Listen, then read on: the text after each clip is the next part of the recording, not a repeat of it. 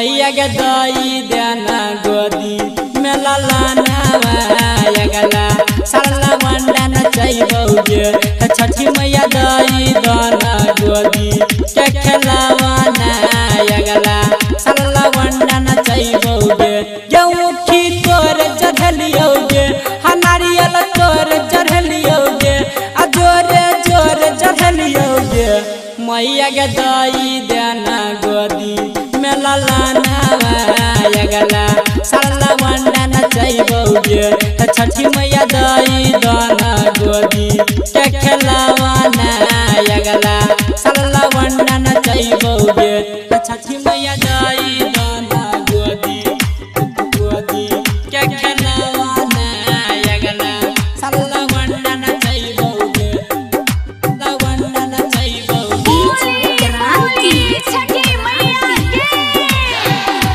छठी मैया दई देना गोदी गोदी के खेलावाना अगला सरला वंडा नचैबौगे। Planet music Darbhanga. साले साले पूजबौगे मैया सुन लेना हमर पुकार साले साले पूजबै है छठी मैया सुन लेना हमर पुकार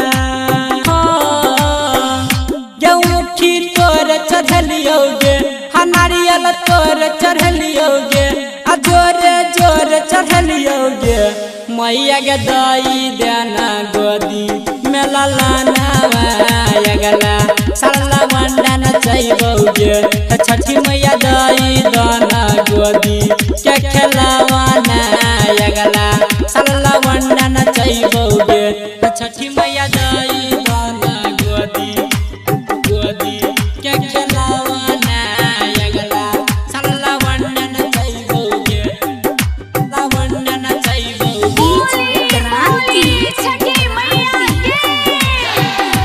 छठी मैया दई देना गोदी गोदी के खेलावाना अगला सरला वंडा नचैबौगे। Planet music Darbhanga. जहिना रमन जी सोना के मैया के रखने छही खुशहाल गे ओही ना रखी है सुन है छठी मैया हमारो घर परिवार गे मैया तोर पूजलियोगे गे मैया कोसिया चढ़लियोगे आ जोरे जोरे चढ़लियोगे मैया के दई देना गोदी में ललनावा अगला सरला वंडा नचैबौगे छठी मैया दई देना गोदी के खेलावाना अगला सरला वंडा नचैबौगे। Planet music Darbhanga.